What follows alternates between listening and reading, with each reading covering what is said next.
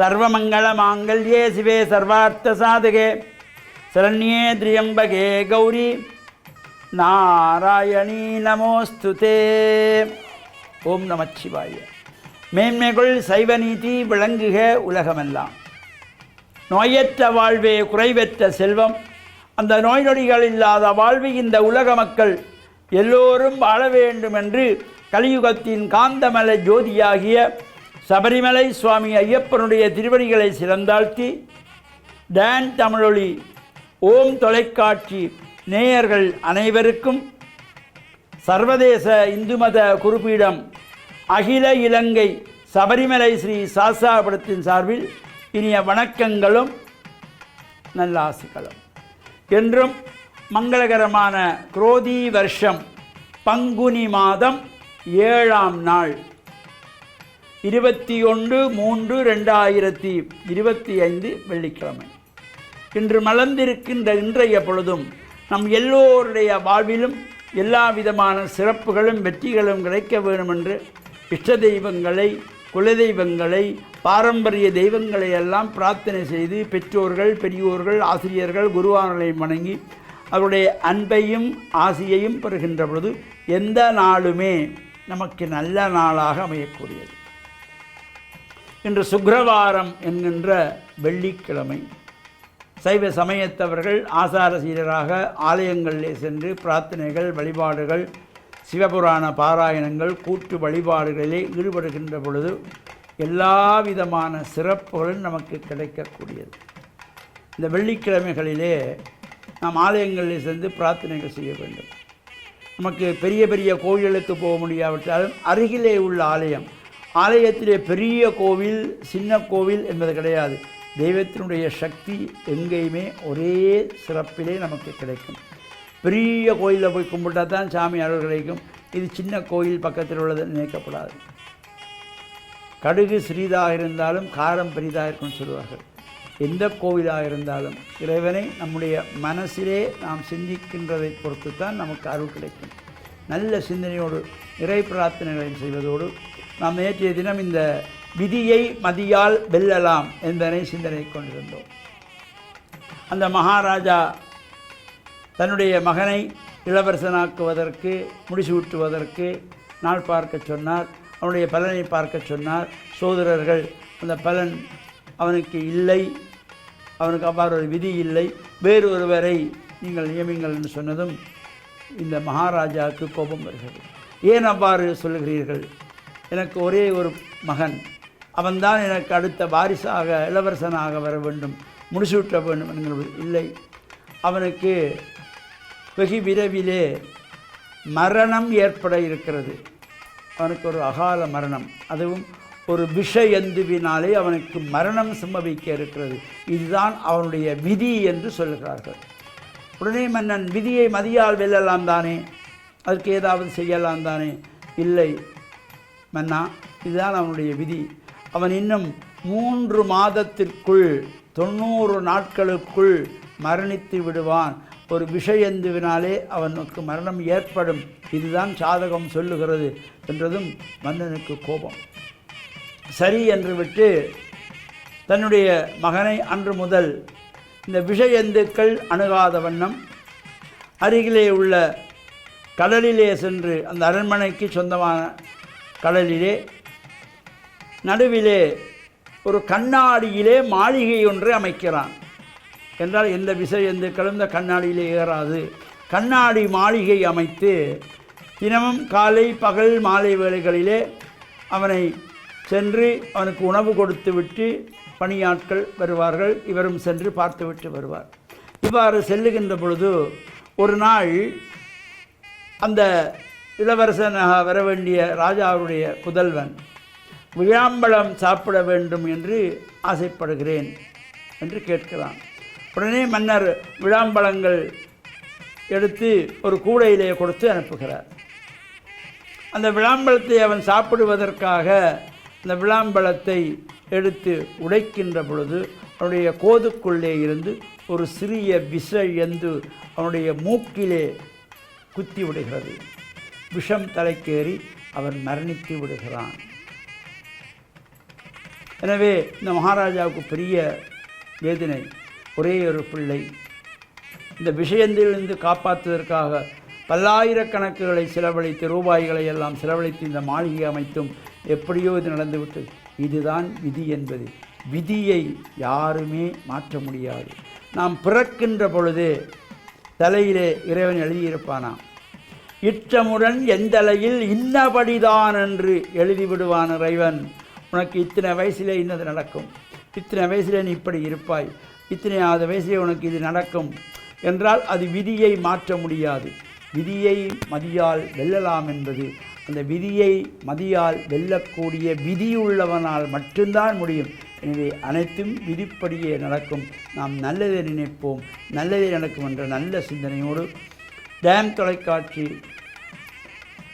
ஓம் TV நேயர்கள் அனைவருக்கும் சர்வதேச இந்து மத குருபீடத்தின் சார்பில் நல்ல ஆசிகளை கூறிக்கொள்வதில் மன மகிழ்வு கொள்கிறோம். வணக்கம்.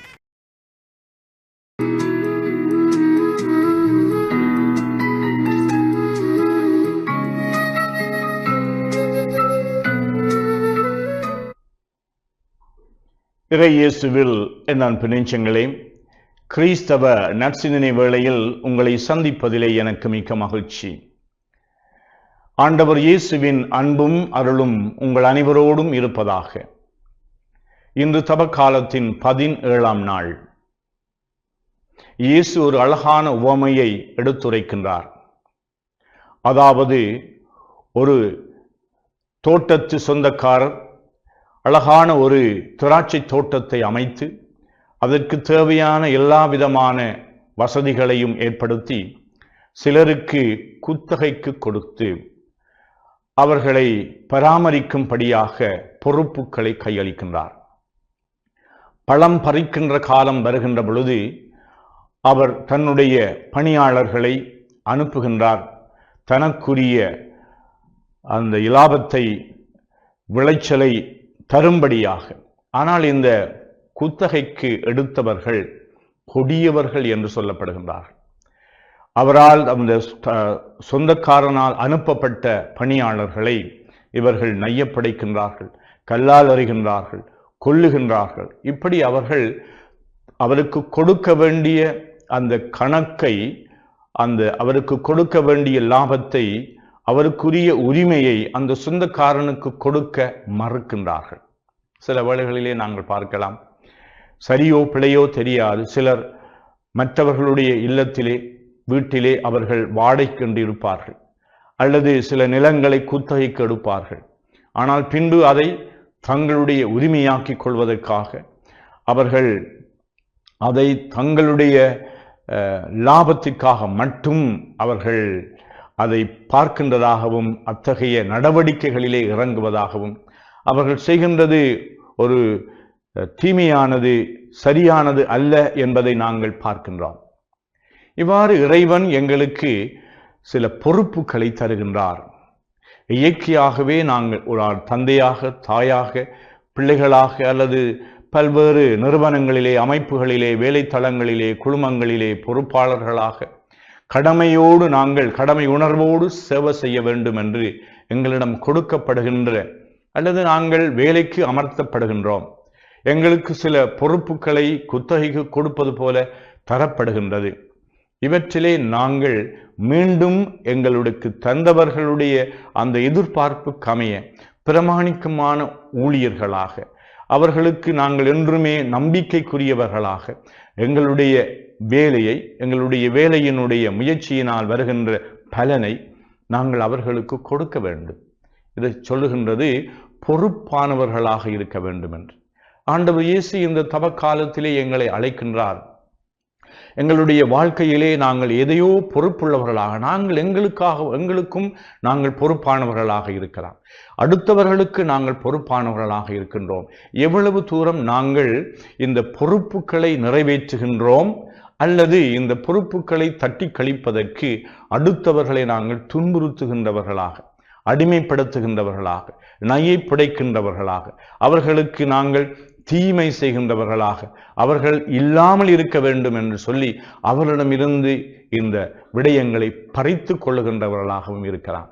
அதனால் எங்களுடைய வாழ்வில் நாங்கள் மனச்சாட்சியினுடைய விளக்கை ஏற்றி எனக்கு என்ன பொறுப்பு தரப்பட்டிருக்கின்றது, என்னிடமிருந்து என்ன எதிர்பார்க்கப்படுகின்றது. ஒரு தகப்பன் தன்னுடைய குடும்பம் என்ன விடயங்களிலே தன்னிடமிருந்து எதிர்பார்க்கின்றார்கள், இப்படிப்பட்ட கேள்விகளை நாங்கள் எழுப்பி அதற்கு அமைவாக எங்களுடைய வாழ்க்கையை நாங்கள் அமைத்து கொள்ள எங்கள் உள்ளங்களுக்கு நிறைவான பொறுப்புணர்வையும் கடமை உணர்வையும் பிரமாணிக்கத்தன்மையையும் ஆண்டவர் எங்களுக்கு தர வேண்டும் என்று இந்த நாளிலே உருக்கமாக இறைவனை பார்த்து மன்றாடுவோமாக. ஆமென்.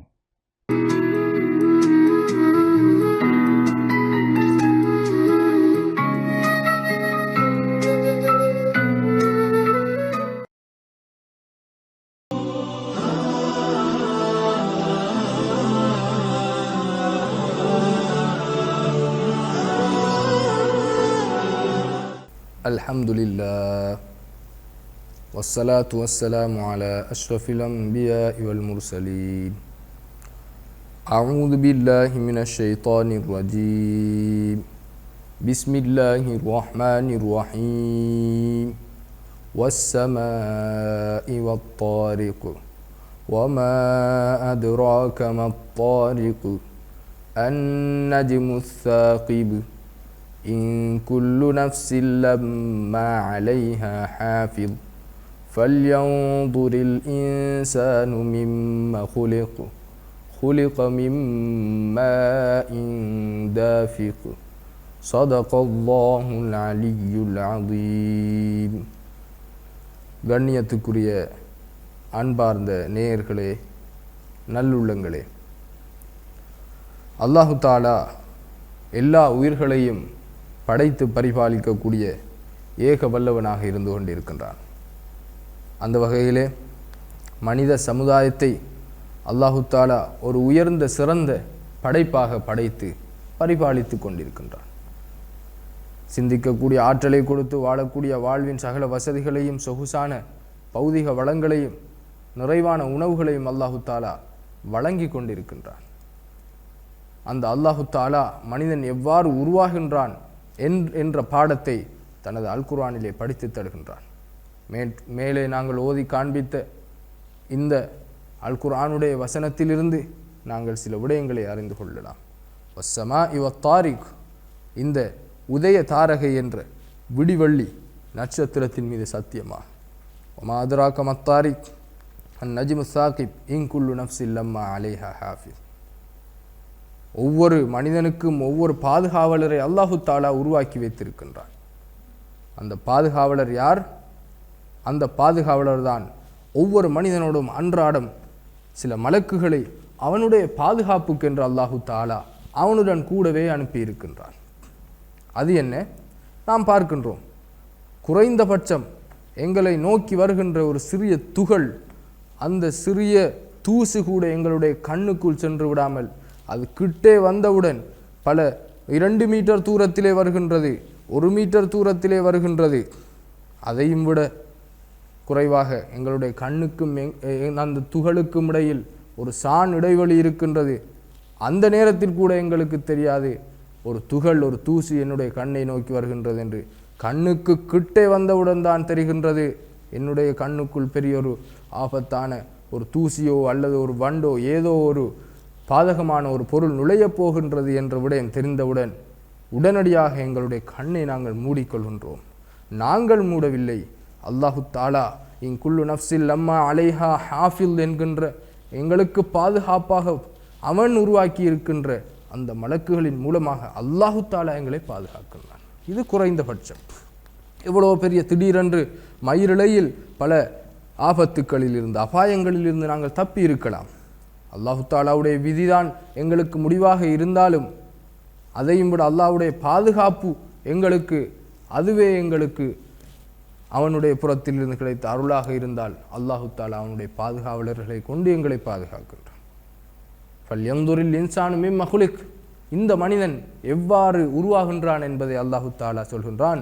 குலிக மிம்மா இன் தாஃபிக், அதுதான் அந்த ஒரு சொட்டு நீர்த்துளியிலிருந்து அல்லாஹு தாலா இவ்வளவு பிரமாண்டமான மனிதனை படைத்து அவனுக்குரிய ஆட்சியை, அவனுக்குரிய அதிகாரத்தை, அவனுக்குரிய சக்தியை, அவனுக்குரிய வலுவை, அவனுக்குரிய பாதுகாப்பை, அவனுக்குரிய போஷணத்தை எல்லாவற்றையும் அல்லாஹு தாலா வழங்கி கொண்டிருக்கின்றான் என்பதை அல்லாஹு தாலா சொல்கிறான்.